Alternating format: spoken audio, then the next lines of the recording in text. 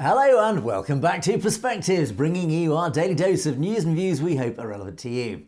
In today's show, it appears that the UK government is finally taking note of the British Sikh community's issues. We'll take a look at an important debate where several MPs raise the plight of Jagtar Singh Johal, Birmingham City Council demand the recognition of the 1984 genocide, and believe it or not, even West Midlands Police, that nemesis of the local Sikh community, mired in controversy over their collusion with their Indian counterparts to target local Sikhs, has made efforts to repair their relationship with the community. Meanwhile, over in Canada, on the other hand, their parliament has moved not to recognise the genocide, and it appears the right-wing leader Pierre Polievre can no longer plead ignorance over secret intelligence, as Canadian intelligence deliberately provide him with the necessary briefings. Well, joining me as always for Perspectives is our very own correspondent over in Canada, James Cousineau. Good morning, James. Good morning, Angus, and good morning to our amazing viewers out there. I hope you had a great weekend, and thanks for joining us for another episode. Indeed, and James and I together will be bringing you our perspectives on the daily news affecting the Sikh community across the world. And of course, as usual, we'll be taking a look at loads of your great comments which have been filling up below our videos. And thank you as always for those. Right, James, let's get the show on the road. What are you going to start us off with this morning? The vote has finally gone through Parliament to recognize the Sikh genocide as just that, a genocide.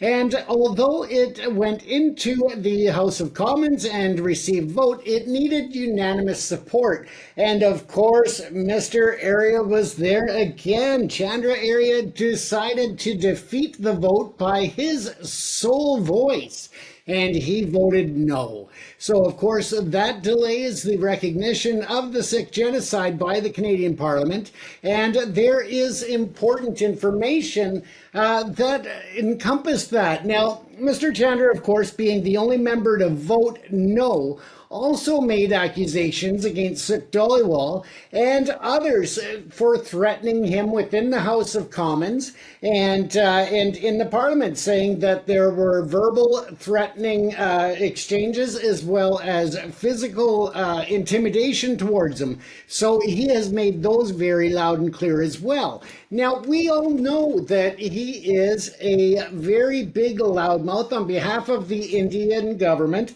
in Canada. And now with this, of course, we need to find out exactly how entrenched he is with the India government and the Hindutva movement to discredit Sikhs, to go after different minorities here in Canada, and to further the campaign of foreign interference within the Canadian borders. So this is going to be something that has to be looked at, and really it needs to be looked at hard, because he, again, was the only person that abstained, but voted no towards this petition.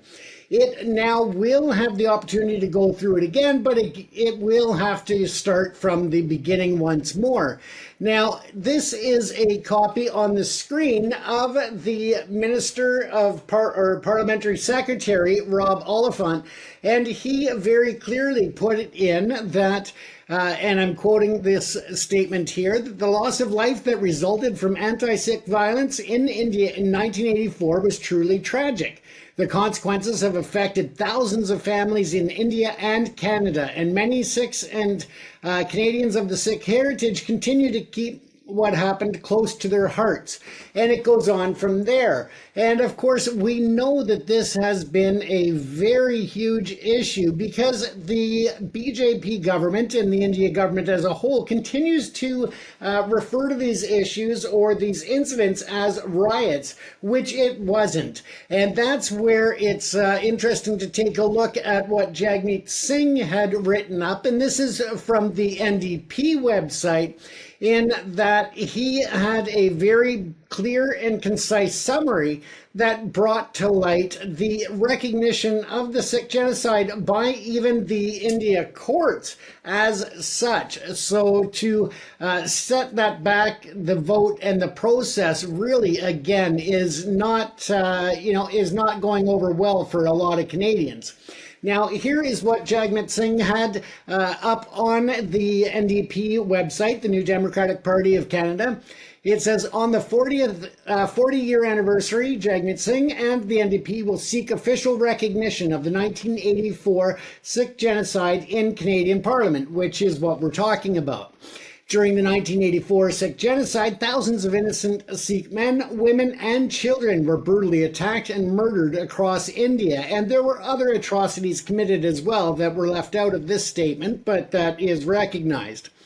Further, state actors utilized government resources as a part of a premeditated plan to identify their victims.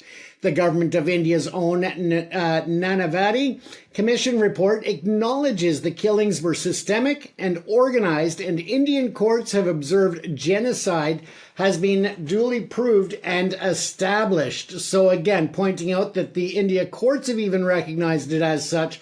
So for Chandra Arya to deny it is again just an insult to the Sikh community, not only in Canada but around the world. So this again, Mr. Singh brings up a very valid point that acknowledging that it was a genocide is an important step towards healing for that community and addressing intergenerational trauma. So it is very much a important issue, not only for the folks in India, but here in Canada and for the diasporas around the world. With that, we should also point out that there was a secondary event in the House of Commons with another petition that again involved India. And this here, in terms of the recognition or the need to recognize that there is other issues going on within the India government, and they need to look at this in terms of more action from the Canadian government to go after India for the human rights atrocities that are still being perpetrated against minorities in that country. So once again, they have moved in the Canadian government to recognize it. Now, this petition here calls on the recognition and the protection of minorities within India's borders. And I'm not going to read the whole thing, but I will go down to the explicit parts that recognize the atrocities that are going on against the Sikh community. But you can see that this also very clearly recognizes the abuses, mob lynching, sexual violence, and killings and attacks on the homes and properties of mosques and Indian Muslims. Then the next paragraph goes on to describe what's going on against the Christian community there in India. And then the next part here, that the USCIRF has reported hate crimes, social boycotts, and assaults of the Dalit and the Sikh community groups, and they have dramatically increased since 2014. The United Nations Universal Periodic Review of India revealed serious human rights regression under the Hindu nationalist BJP government led by Prime Minister Narendra Modi, including crackdown on democratic institutions, use of draconian laws to prosecute and harass activists, journalists, students, government critics, and protesters. Therefore, we, the undersigned citizens and residents of Canada, call upon the House of Commons to, number one, initiate parliamentary studies in the Foreign Affairs and International Development Committee and its Subcommittee on International Human Rights regarding human rights violations against Indian religious minorities and complicity of the India government. Number two, impose targeted sanctions against the Indian government leaders accused of hate speech and found to have incited crimes against humanity facing Indian religious minorities. And number three, promote mutually beneficial human rights dialogue between Canada and India. Now, of course, we know that there is a major issue with that portion because the India government keeps shutting down any foreign government that speaks out against them when it comes to human rights or other issues. And tomorrow I'll actually be looking at a story where the BJP and the India government is now accusing the US Secretary of State and Foreign Affairs for coming after them and targeting them And the U.S., of course, is shocked and taken aback by these accusations, given that they have been working towards diplomatic and open dialogue with the India government in many instances. So the India government is now starting to spread false narratives going against the U.S. government. So again, Angus, it is sad to see that the genocide is not being recognized in Canada because of the actions and the no vote by one individual MP. And that, I think, might be an issue for change that we would need in Canada, because as long as Chandra Arya is in office as an MP, he is solely able to block that recognition of the genocide that it truly was. Okay, let's start. I'll start with that final part of your story there, James, about India turning its guns on the United States and essentially now attacking the United States. This actually is great news. Because firstly, it highlights everything that we've alluded to for quite a long time, is that India at the moment, as it stands under the BJP, is no ally of the West. It is quite the opposite. It has aligned itself increasingly with Russia and the BRICS economies, and this latest attack in the United States is actually not just highlighting that very fact, but it also is sending another very clear signal, a very clear message to the United States government and the incoming government of Trump that India is not your friend. India under the BJP is not your friend. And that can only serve the Sikh community's interests massively. So I would say that actually is going to be a massive own goal on behalf of the Indian government. But yes, going back to Chandra Arya, well, let's take a balanced view of this. This is democracy in action. We can't win every battle in a democracy because, of course, all sides of the argument have to be heard fairly, and a balanced outcome always rests on whoever voice prevails. In this situation, Chandra Arya has prevailed. It's sad we've lost that battle, but we haven't lost the war. That is how democracy works. But what it does imply then is that the democracy is alive and well in Canada, because it means that the Sikh voice has been heard, that the Hindutva voice via Chandra Arya has been heard, and on this occasion he has prevailed through whatever vagaries of the democratic system, which he's obviously used to his advantage. But, however, it does imply an awful lot, and it does imply and again, once again, confirm that Chandra Arya is the voice of Hindutva. He is not even the voice of India. He is the voice of the extremists of India. He is the voice, and probably the paid voice, of the Hindutva extremists. And therefore, he has managed to succeed in quashing this petition, this call for recognition of the genocide, which even his own nation's courts have recognised. So the moral victory is very clear, is that what happened in 1984 was a genocide. It has been recognised officially, legally. It has been acknowledged as such by governments the world over, by communities the world over, and even by India itself. So it is recognised as a genocide. That is not in dispute.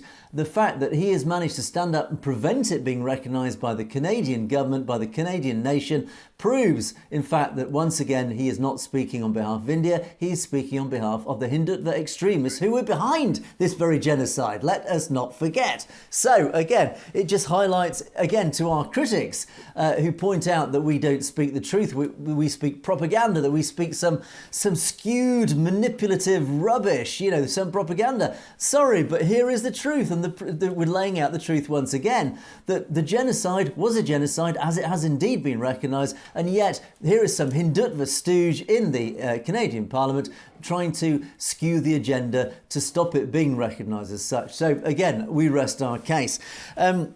We talk about, and again, one of the great ironies we often point out about Hindutva and the Hindutva army is they're always talking about, oh, we're so persecuted, we are victims, we are threatened, we are subjected to all sorts of violence.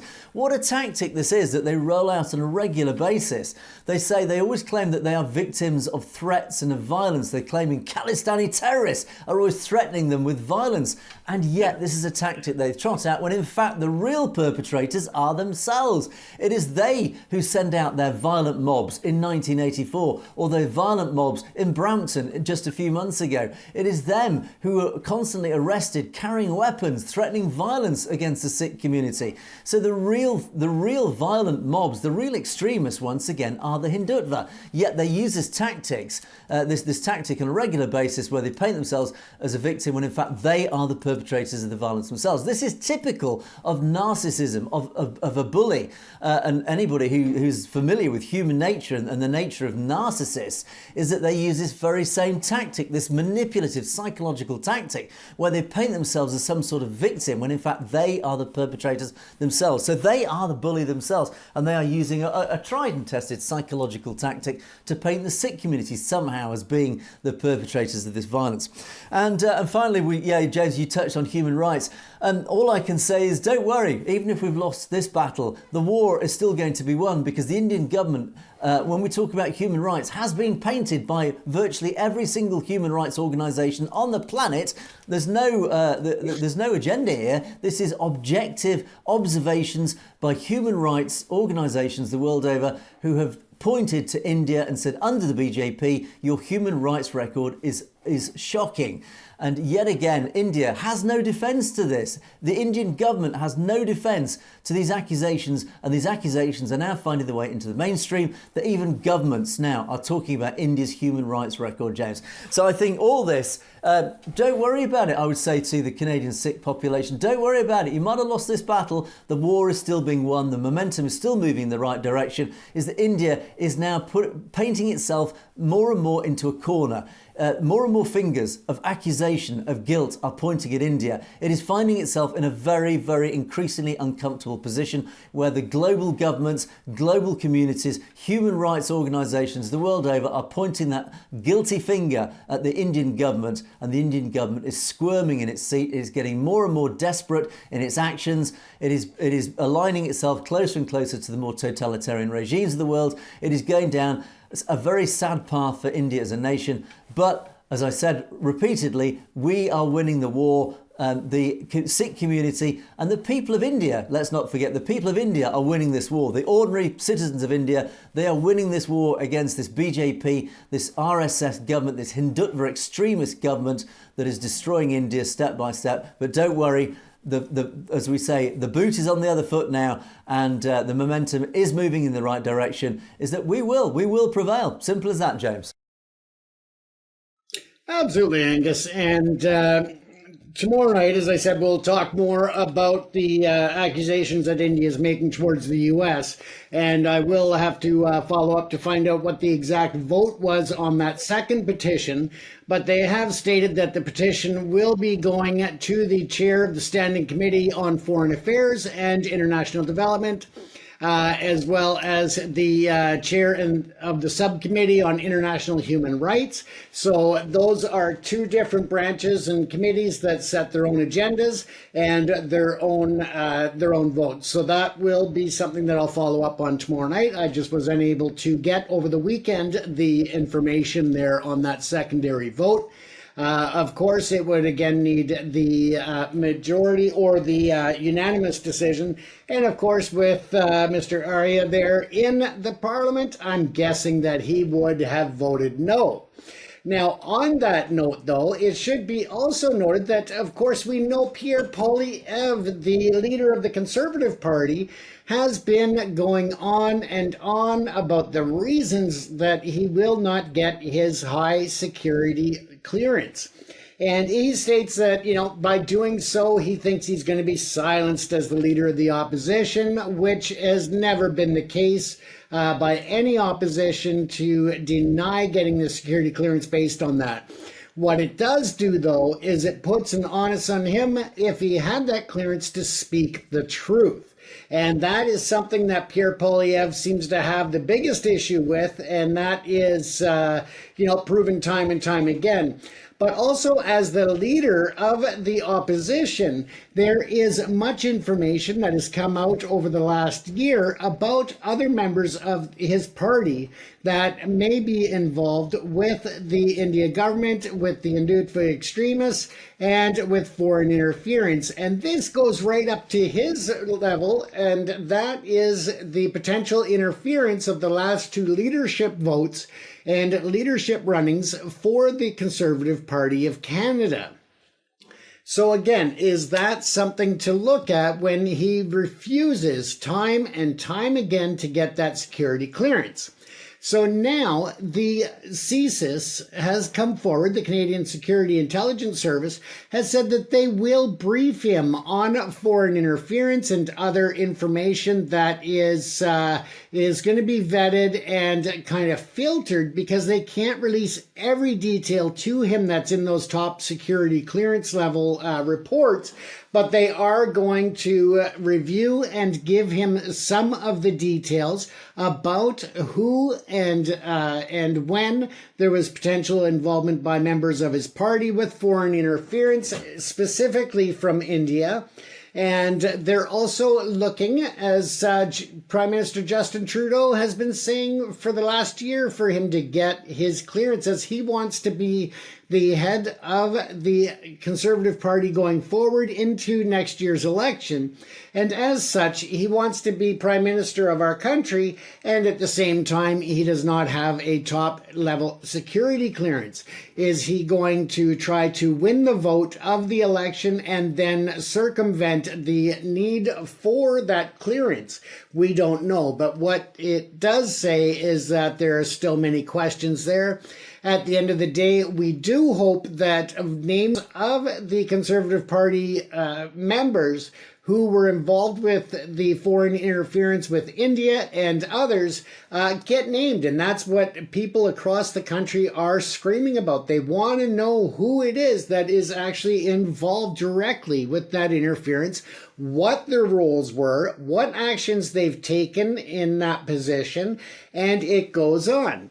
So on December the 25th, the PCO confirmed the position that Mr. Shamsky said, that adding that the agency told the Conservatives in an email that the government is in a position to disclose the classified information pursuant to legislated authorities. So, and that's through the threat reduction measures. So again, they won't be able to release all details to him, but they are going to give him some.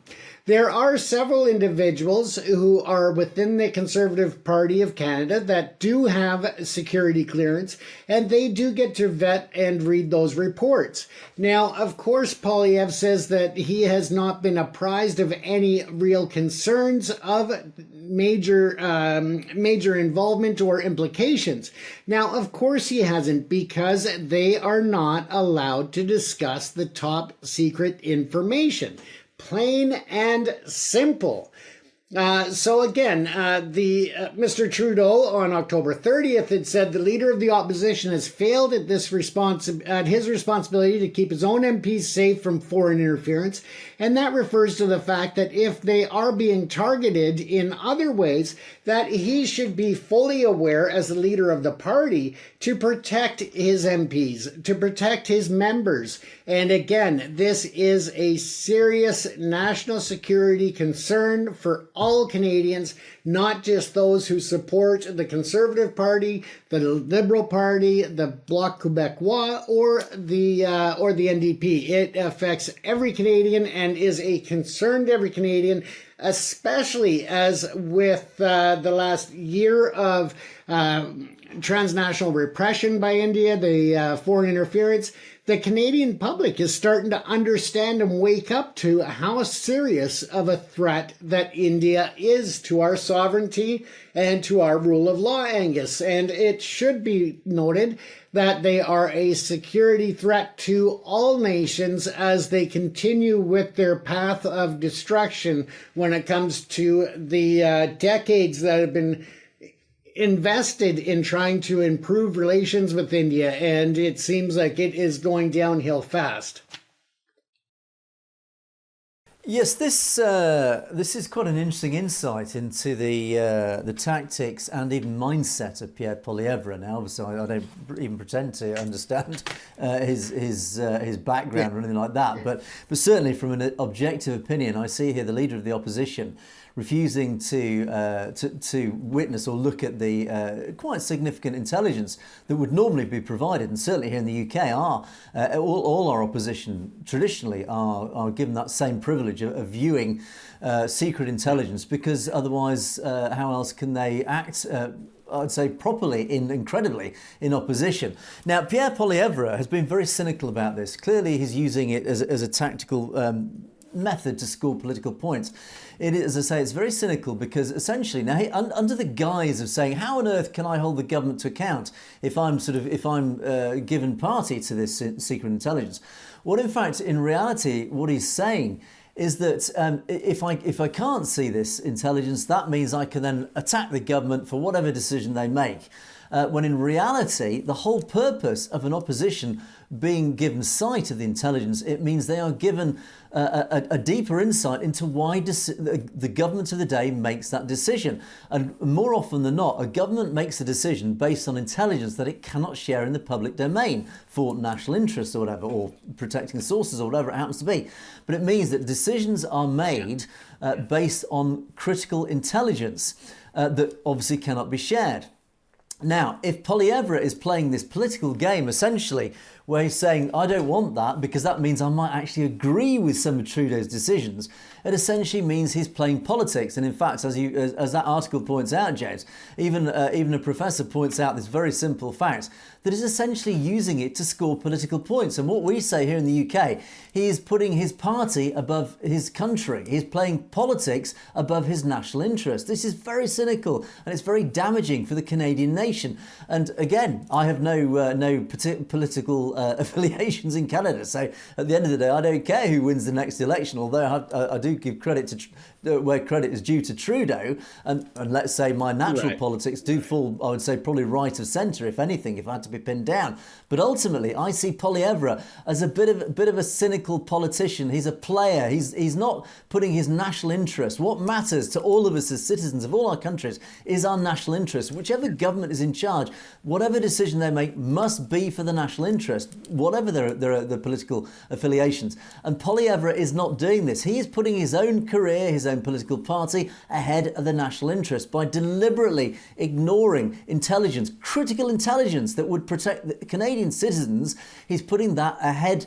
He's putting that behind his party ambitions and his party's success. So I find that in itself very, very disturbing and very, very concerning.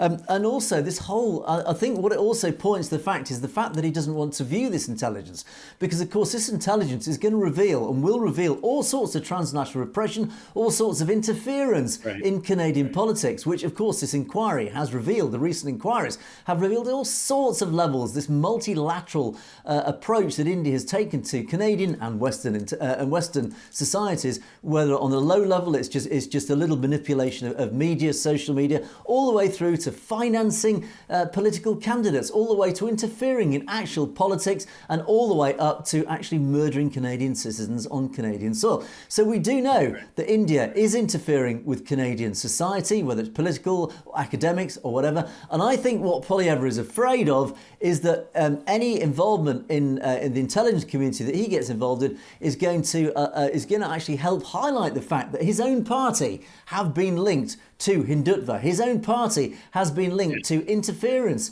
by India. India has interfered in all sorts of the protocols and the processes of the conservative side of conservative politics and the right wing in Canada. And I think it's almost a naive belief that by distancing himself from the intelligence, he somehow distances himself and his party from what's actually been going on behind the scenes. Well, in fact, in reality, we all know, as has been brought out by various inquiries, that his party and his political affiliations have been linked to Hindutva. That he has been, the whole process of electing leaders, of MPs, etc., has been influenced and manipulated by money and influence from Hindutva, from India. So James, yeah, unfortunately I think Pierre Polievre has not done himself any favours. I do hope the Canadian nation sees through what's been going on. Certainly I, as an objective observer, see some pretty cynical politics being played out here. And I personally, in my personal opinion, I don't think he will be leading the party when it comes to the next election. I think that that's why he's trying to push the non-confidence votes against Justin Trudeau, so that they can have the election sooner than later. But I think that if it goes to schedule late next year for the election, I don't think Poilievre is going to be the one that leads that party in the next vote. Yeah, it's going to be interesting. As I say, he's certainly playing a dirty political game over this, over and above national interest. Yeah. And, well, James, I have no doubt you'll keep us informed of how things develop over in Canada. Right, OK, James, from Canadian politics, let's move on to British politics. And an awful lot has happened in the last few days. I'm delighted to say that things actually do seem to be happening in British politics that might actually benefit the Sikh community. Quite often I do, unfortunately, have to report on a regular basis of how the British establishment and British politicians have failed repeatedly the Sikh community. But I'm happy to say at last, a bit of good news is that an awful lot has been happening on the political side for the community. And I'm going to start with a debate which happened just a few days ago in the British Parliament, where a debate was held that covered detained British nationals abroad. And of course, we have about 6 or 7 British nationals, British citizens, who have been detained illegally, essentially, overseas. One of which we talk on a regular basis about, and that is Jagtar Singh Johal.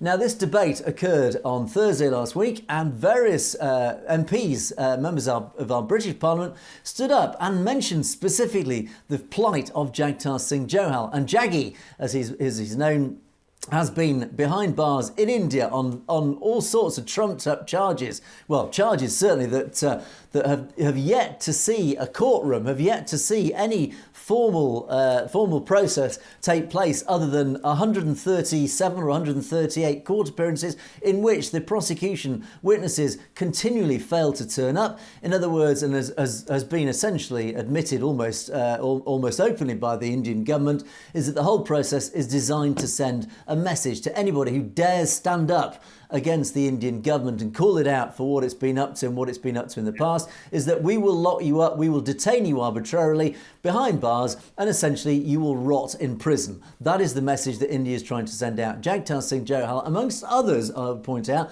but Jagtar Singh Johal is a British citizen who has been detained arbitrarily like this, and it flies in the face of any democratic rule of law. And finally, the British establishment, certainly the British Parliament, are more and more MPs are recognising this and talking about it. I'm going to play you now.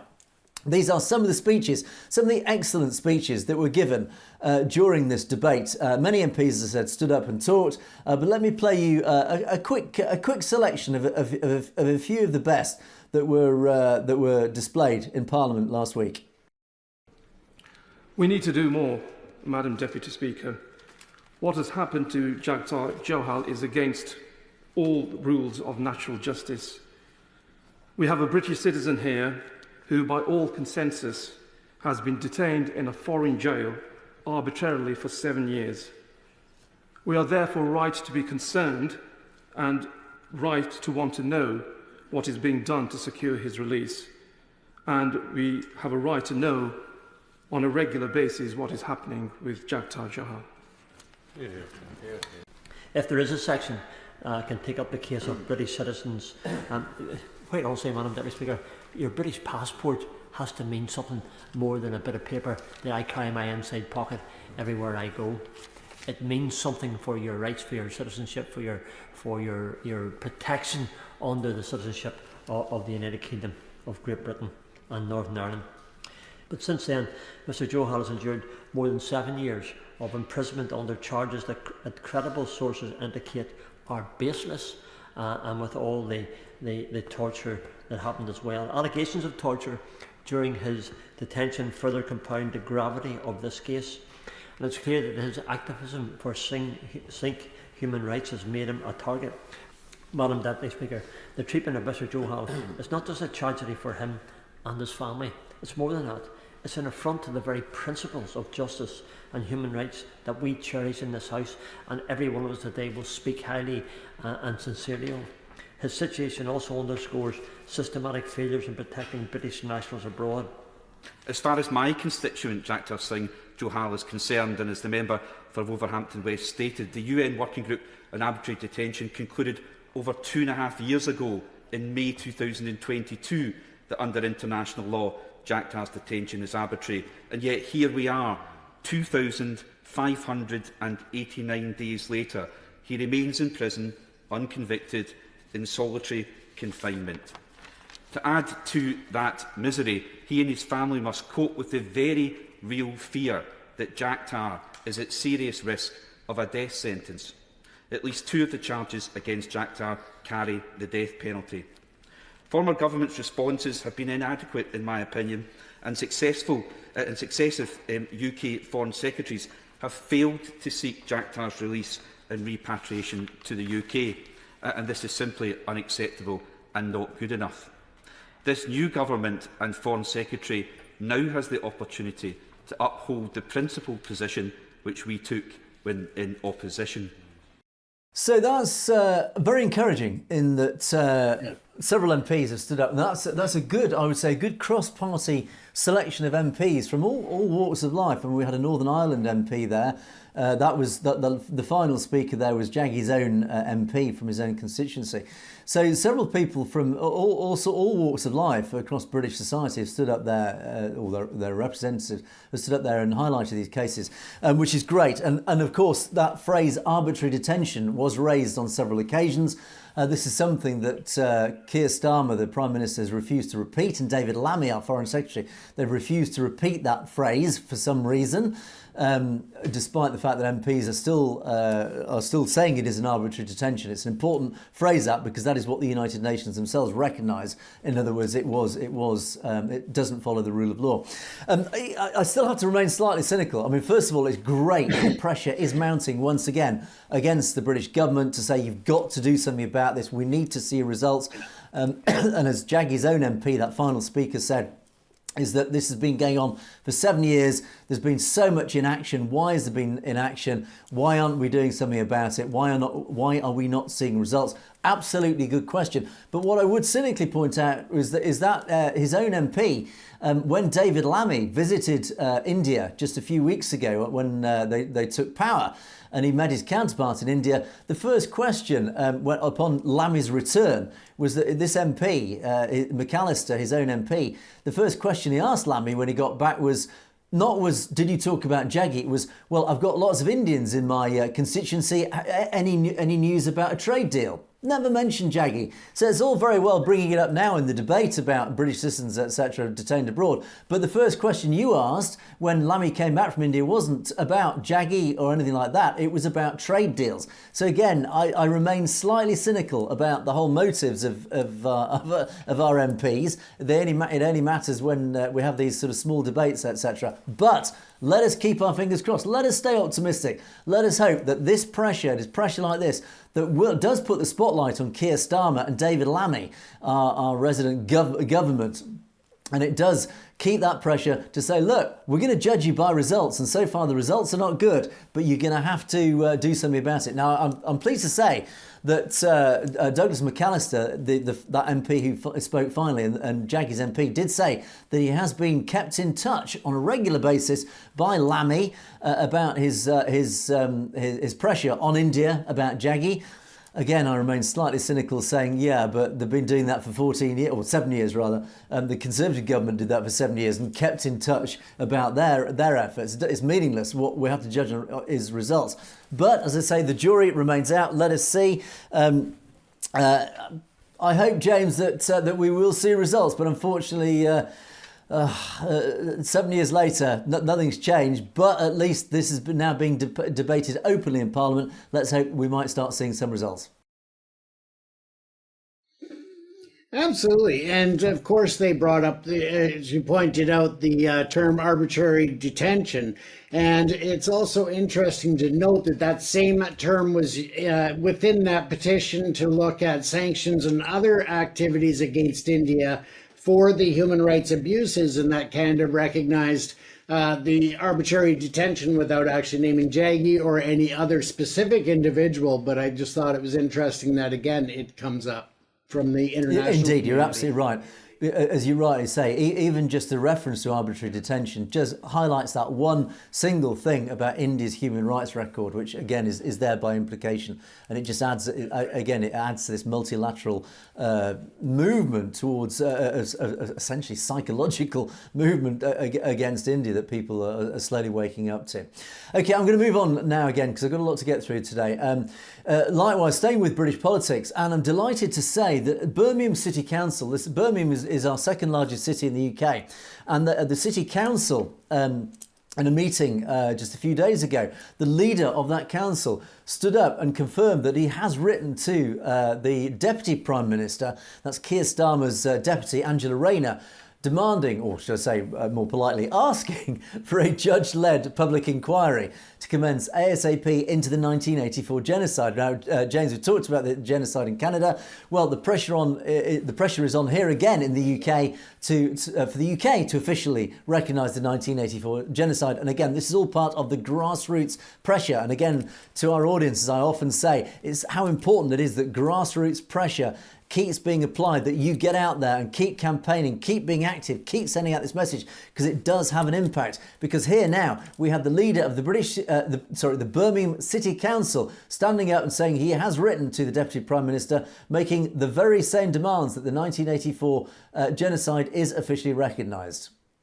This year marked 40 years since the Amritsar massacre in India, which saw the Indian Army storm the Golden Temple, resulting in the death of thousands of civilians and the destruction of the important Sikh artifacts and historical manuscript, also a Sikh reference library.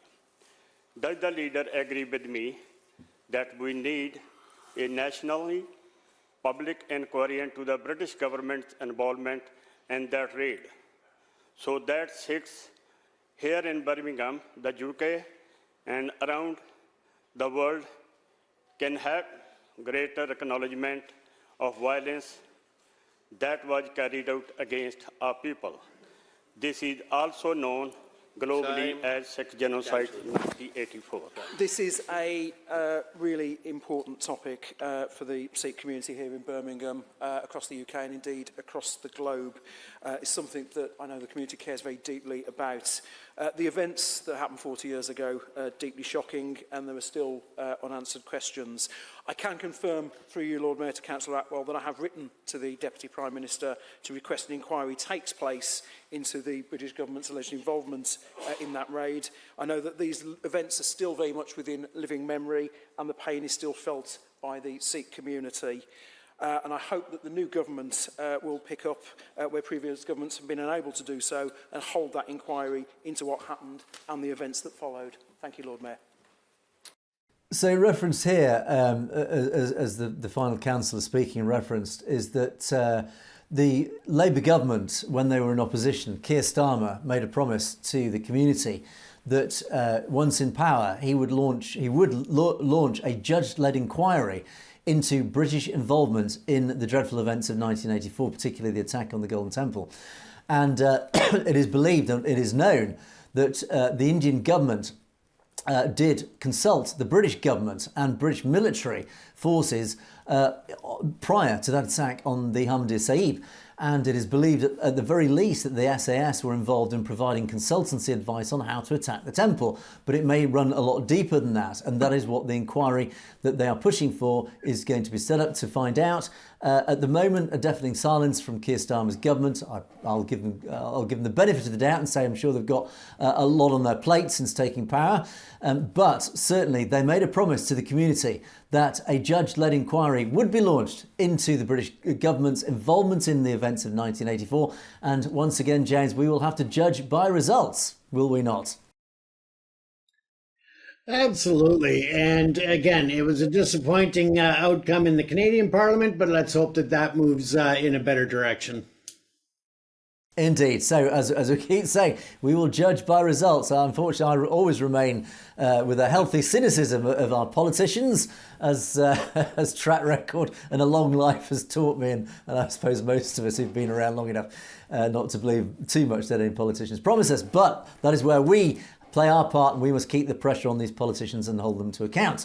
So I'm going to move on now as well to another story relating to politics, and again another hopefully good news story, that politics are moving in the direction of the Sikh community, that politics are fortunately increasingly recognising the issues of the Sikh community.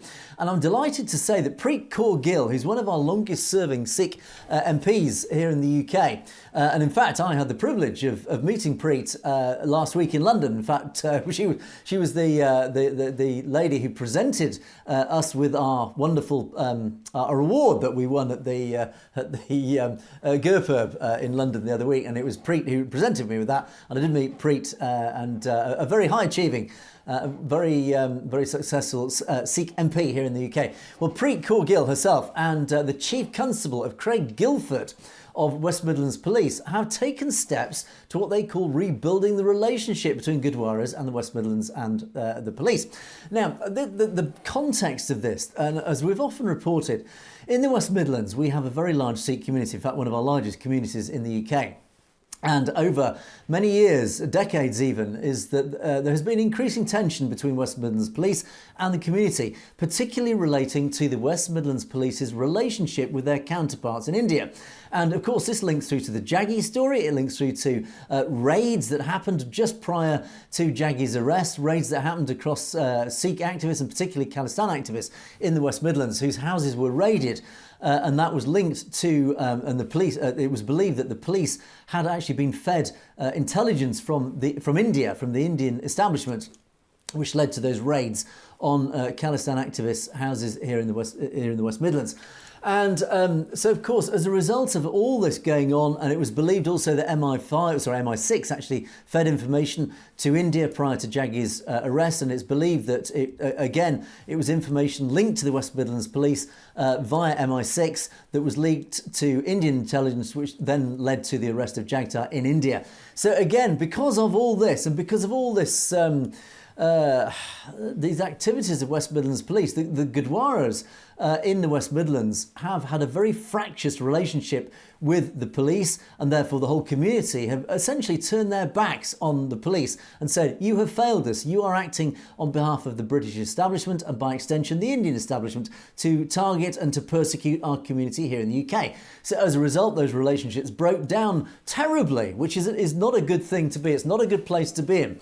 Because essentially we need the police. We look to the police to protect us. We look to the police as an entity and as a body of trust to take care of our society, to take care of us and to protect us. Unfortunately, that relationship broke down catastrophically in the West Midlands, and unfortunately the police were then seen as an enemy of the community.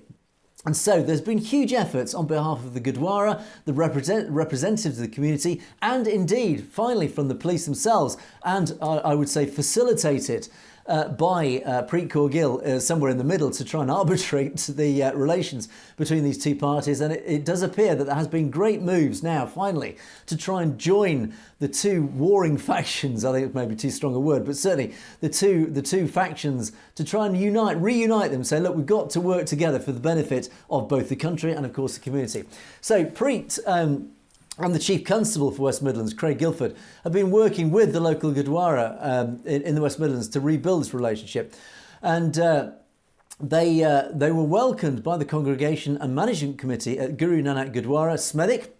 And the Gurdwara is well regarded for its interfaith work and supporting local communities. It provides vital services to the Sikh community in Sandwell and the West Midlands as a whole, with a weekly congregation of approximately 10,000. So it is a well-attended Gurdwara. It's an iconic place of worship that also functions as a community hub, open to all. Now, Preet and Craig Guildford have coordinated meetings at the Gurdwara in Smethwick since February this year, with representatives of Gurdwaras from across the West Midlands and representatives of Sikh organisations to address community concerns before that very meeting. And these concerns have included those relating to the Sikh identity, security and safety of Sikhs in the West Midlands, and hate targeting Sikh activists and religious institutions. And Preet Kaur Gill herself and the senior leadership of the police discussed the role of the Gurdwara as a third-party reporting centre for hate crime and the ongoing support the police can provide to the community. Now, Preet herself said, "I welcome the Chief Constable's commitments to working with the wider Sikh community to build trust. It's vital that we work together so that the police can better understand our community." And likewise, she says, "This is an important moment for Sikh Gurdwaras to have direct links with police officers given a previous breakdown of trust." Now, on behalf of the police, the acting Chief Constable Scott Green said, "We're proud to work alongside our communities across Sandwell. We are continuing to rebuild stronger relationships with the members of the Sikh community. It's important we fully understand any issues and concerns so we can take action to deal with them and recognise that there has been a previous breakdown in trust and confidence from the Sikh community to West Midlands Police." And then in turn, Kuldeep Singh Johal, he's the president of Guru Nanak Gurdwara, and I would just add that I sat next to Kuldeep at that event in London, a very solid gentleman, very delighted to meet Kuldeep, and my regards to Kuldeep over the airwaves. But Kuldeep in response said, "Over the last year, we collectively, as Gurdwaras across West Midlands, engaged in numerous meetings with Preet Kaur Gill and senior officers from West Midlands Police to address our concerns about the safety of Sikhs. Sikhs have increasingly been worried about crime, safety at places of worship, transnational oppression and use of Schedule 7 stops at borders under the last government." Schedule 7 is actually under our Terrorism Act, which allows essentially an arbitrary detention for I think 12 hours of anybody that the police feel has any links to terrorism. They can have their devices confiscated, their passwords demanded, and essentially they can be interrogated, and then if they're not charged, then release, etc., etc. So James, I think this is a very positive step, and I'm very delighted to see that the West Midlands Police have been making steps to try and repair their relationship with the local community via the Gurdwaras, because it's in everybody's interest, not just the Sikh community, but actually it's in the national interest that these relations are repaired. Because when we particularly look at India's transnational oppression, it's important that the police services work very closely with the Sikh community, who are the targets, the victims of this transnational oppression. Because, of course, hate crimes that occur ultimately could well be part of this transnational oppression, and the police can only do something about it, identify it, and therefore pass it up to the intelligence services if it is reported. At the moment, as I've said before, members of the Sikh community quite often don't report these hate crimes and potentially transnational oppression acts because they don't trust the police. Therefore, the British government cannot do anything about it if they don't know about these attacks. So it's very, very important that these relationships are repaired. My only worry, my only cynical hesitation, as always here, is yes, if the police fall back at last on side with the Sikh community, will they find pressure coming from above? Political pressure, establishment pressure. Again, I've always talked about these links to the Indian establishment with the British establishment. Will we see that despite the police on the ground wanting to work alongside with the Sikh community to repair relations, will they find, as has happened before, we've discussed this before, will they find pressure coming from above to change this relationship, to damage this relationship, to affect, to manipulate their actions, to move them away from the issues of the community? We will see. But James, let's say certainly in the first instance, I think this is a very positive step forward. Absolutely, and I think that it's important for the international law enforcement community to start building that bridge with the Sikh community and understanding how India is utilizing false reports, false charge sheets, or as they call it, the first information reports, and the manipulation of the international trust when it comes to Interpol. So yeah, I think it's great that the police are moving in that direction. So, okay, as time marches on, we must ourselves march on to our final section of the show, which is our comment section. Now, James, I am going to dedicate our whole comment section today to Critics Corner, because we have had a really healthy tsunami of critical comments, I'm delighted to say. Some, I would say, ranging from the sensible through to the outrageously rude, which were always fun to discuss and talk about. So, without further ado, James, let us wade into this dark, treacly mass of critical comments. Here we go. And, of course, I have to give first place to Ashley Kandar, who comes in, one of our regular critics, I'll say one of our more sensible critics. Ashley says, India's love of foreign interference coming from a Brit and a Canadian, that says it all. Absolutely right, Ashley. And you are right to call this out. This is hypocrisy in its purest form. And I would say in our defence, James, as I always do, is that we always call out that hypocrisy. Yes, the West is guilty of foreign interference. It is outrageous, and we call it out on a regular basis, do we not, James? Oh, we absolutely do. And we also encourage others to call it out as well. So, indeed, hold our governments to account. That is what you do in a democracy. That is what you're not allowed to do in India. And actually, you're absolutely right. We must all call out hypocrisy from our own governments when we see it. Now, moving on, Franziwell, again, one of our regular commenters on the negative side. Khalistani propaganda-funded channel. I think you say this regularly, Franziwell. Yes, have you not got the message yet? Yes, we are a pro-Khalistan channel. And yes, we do spout out on a regular basis what you call propaganda. We call it truth. We call it the case for Khalistan, because it stands up. It stands up legally, it stands up morally and ethically, and it stands up historically. What more can we say, James? I think you've covered it there, Angus. It's pretty clear. We've covered this time and time again. I mean, how more obvious can we make it, Franzi? Well, yes, we are. We're proud of it. We'll have to put signs flashing above our heads. Indeed. Now, Deepak Bose. Who are these people? Why do they support Pakistanis? Khalistan movement was created by Pakistan. No, it wasn't. Again, how many times, James, do we have to point out the Khalistan movement is not a Pakistan movement? This is nonsense spread by Hindutva. Yeah. Again, I refer you to every single show. I refer you to almost every single podcast that we do that explains what Khalistan movement is about. It is not to do with Pakistan. It is about the establishment of a new independent Sikh sovereign nation. James, I get tired of trying to explain this to our critics. And yet they keep coming at us with the same arguments, Angus. I know, and we'll still keep trotting them out and still keep trying to explain. Now, IT Observer says, oh, here we go again. Sikh gurus came from the Hindu Sanatana religion. Khalistan is fire ignited by the West in their typical divide and rule. In this attempt, they're given safe haven in certain Western countries in the name of free speech. Khalistanis should ask for freedom of Pakistan Punjab just to test out their ISI masters. Well, that final bit, no, it's nothing to do with ISI or Pakistan. I refer you to our previous responses about Pakistan. The ISI might have a vested interest in supporting the Khalistan movement, for whatever reasons, but they are not behind it. They certainly don't fund it, certainly not that I'm aware of. So I'll dismiss that comment out of hand. But now you do have a valid point here. Khalistan is fire ignited by the West. So what the point you're raising here is that it's the West deliberately firing up the Khalistan movement in an attempt to divide and rule, essentially, I assume, about India.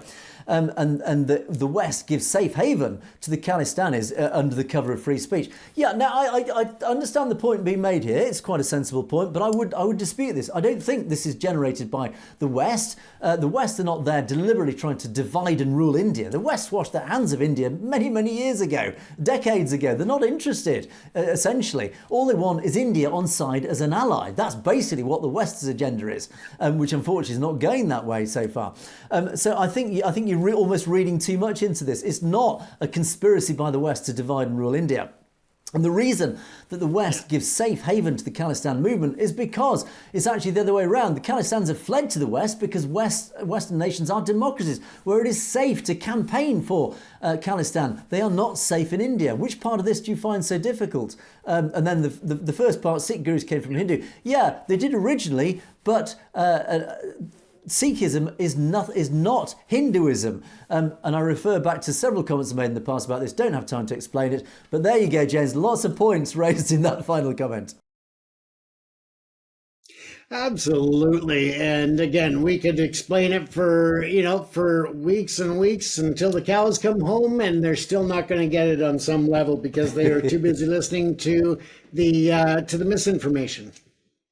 And well, let us move on then, because there's more.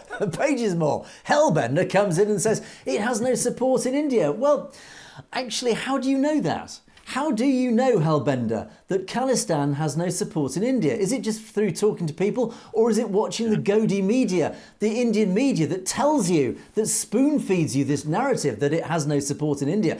On the contrary, actually, if it had no support in India, then why doesn't Modi hold a referendum? Because he knows that actually there is enormous support. I would also refer you to the recent elections in the Punjab, the general election, where 2 MPs were elected with massive, overwhelming majorities on a pro-Khalistan ticket. And you say that it has no support in India. Well, it might not in the rest of India, but in the Punjab, Khalistan has a massive support. And why do you not think Modi doesn't hold a referendum? Because he's too scared to do so. James? Absolutely. And again, I mean, for those people in India, when they speak publicly and loudly, then they risk, the bright side would be jail, because we know what the other alternatives are that they could face just for speaking out about Khalistan and moving towards that. Indeed. I'm going to jump actually to the other comment on the bottom here. C. Padman follows the same theme. The majority of Sikhs in India don't favour the creation of a separate Sikh state. Most Sikhs, where the movement is primarily based, do not support the idea and consider it a fringe movement. However, a significant portion of the Sikh diaspora outside India may continue to advocate for Khalistan. It doesn't effectively reflect what's going on locally. Canada is a beautiful, peaceful country. It's unfortunate Canada is given asylum to extremists. Now, I think... again, you're falling into the trap here. I think this commenter is falling into the trap here of believing what they are told, again, by the Indian government. Firstly, you betray really your source of your idea, is that they're not Khalistani extremists. They are not extremists. They're not even terrorists, because that is a narrative that's constantly rolled out by the Indian media. They are pro-Khalistan activists. They are democratic activists. They are campaigners. They are not extremists. It is not extremist, and it is not a fringe movement. And the reason that it occurs primarily in the diaspora is because they're not allowed to do it in India itself. There probably is a large pro-Khalistan movement, as evidenced in the last elections. There is a large Khalistan movement in the Punjab. They are not allowed to speak about it openly because of what happens to them. Again, we just have to trot out the same arguments, is that you cannot say the majority of Sikhs in India don't favour Khalistan, because you don't know that. You only know that because the Govt media is telling you that. But in fact, there has been no referendum. There will be no referendum whilst Modi is in government, because they are afraid of the outcome. They are afraid that so far any democratic election, and I refer back to this year's election, any democratic election has proved that there is a very strong pro-Khalistan movement in the Punjab. That's the reality of it, James. We have to keep trotting it out, that the evidence is there, despite what the Govt media keeps saying, James. Absolutely. And we have some people that watch our show in India through VPNs and such, and they come out and clearly state that our side is correct. And I'd also, it's interesting that the use of language here, and I'd just point out that this commenter doesn't realise it, when they use the language that Canada is giving asylum to Khalistani extremists. That word that you have used there, asylum, without you realising it, has proved the very point that we're making. They've had to seek asylum. You seek asylum when you fear for your life. So you've just said in your own comment that these people are seeking asylum in Canada because they are fearing for their own lives. So I would say you've just proved your own point without even realising it. And then back to CK Sudhir's comment. The Gurus are great, but you forgot to talk about the bloodshed from 78 to 91. Well, we actually do talk a lot about that bloodshed and the persecution of the Sikh community. That's not to say that Hindus also didn't lose their lives, and I wonder if that's what you're referring to. You're not clear about that. But you also say nobody wants Khalistan. I'd refer back to what we've been talking about for the last 5 minutes, that a lot of people want Khalistan. Please tell about Air India. We do on a regular basis, James, we talk about Air India. And you talk about and a Canadian journalist wrote a book. There is a book that's out there where two Canadian journalists did actually explain everything about this whole Air India fact, and the fact that it was more likely perpetrated by Indian intelligence than the Sikh community. It was a false flag bombing, as we talk about regularly, James. Absolutely, Angus. And that just brings up another point that the Canadian government, there is a petition right now that's open for another 2 days. It closes on the 11th. Go to ourcommons.ca and then just search petition 5100. You can actually vote as to or lend your voice and your support to having a new inquiry into that Air India Flight 182. So I encourage you to sign that. Absolutely right.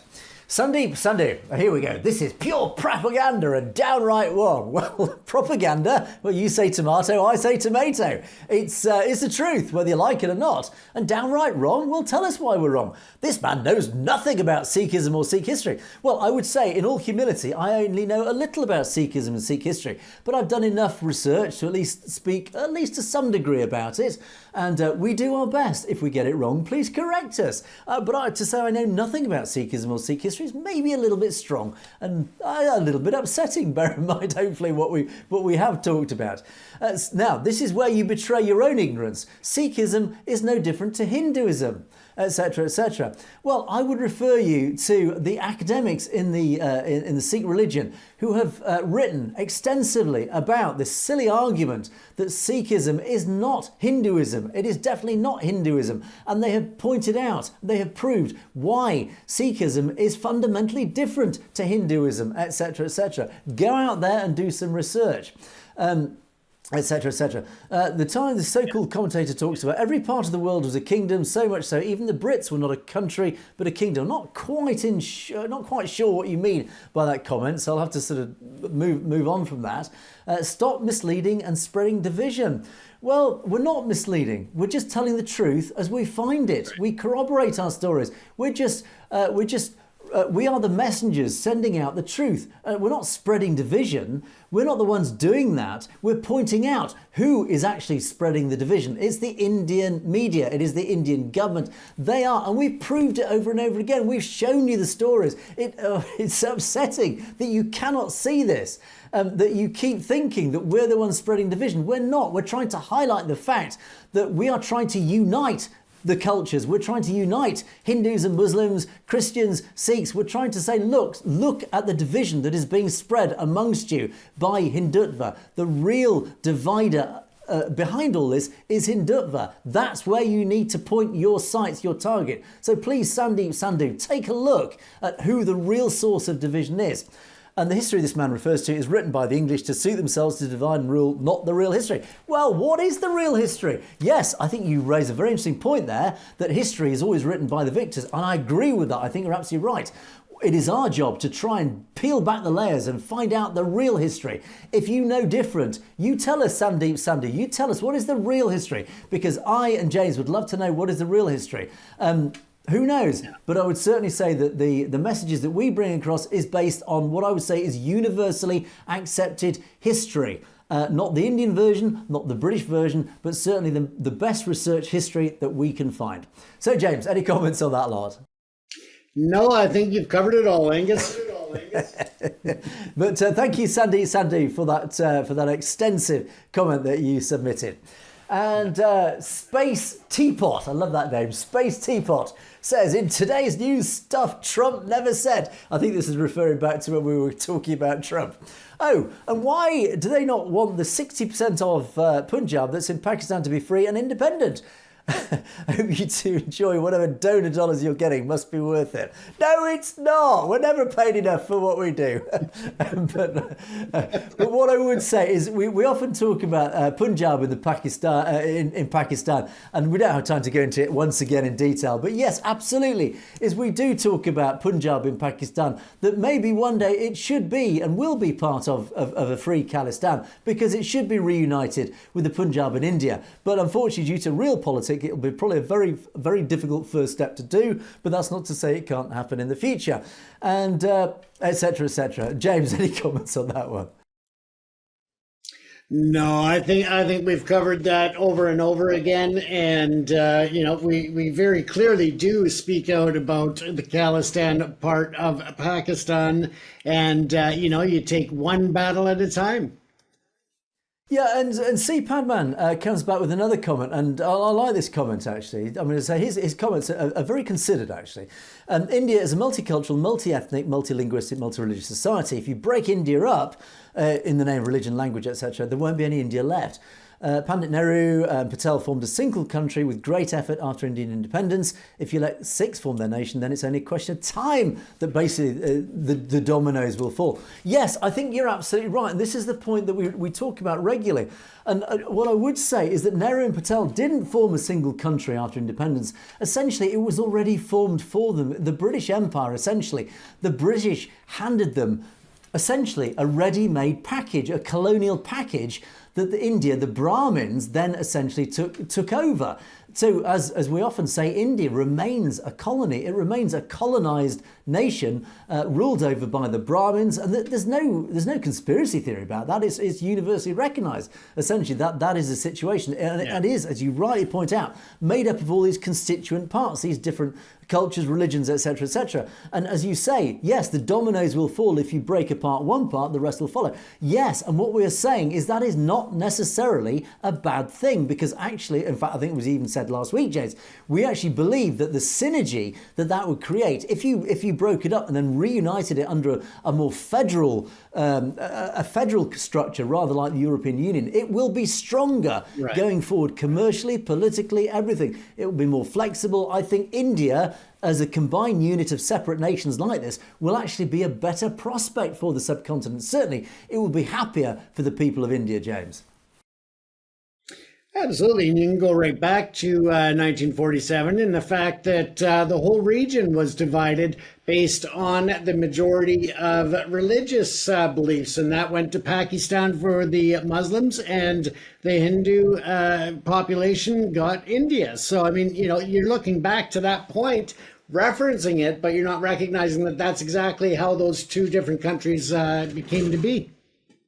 And I think C. Padman, this is a really, really interesting comment. It's a shame we don't have a lot of time to talk about this, because I think even in this comment you say there won't be any India left. What is India? What actually is India? When you call India, India, I mean, yes, obviously, on the face of it, India is India as we know it. But what actually is India? India at the moment is made up of all these different, separate religions, cultures, identities all the way around that has been colonially collected into what we know as India. But it's only 70 years old. It's really young as a nation.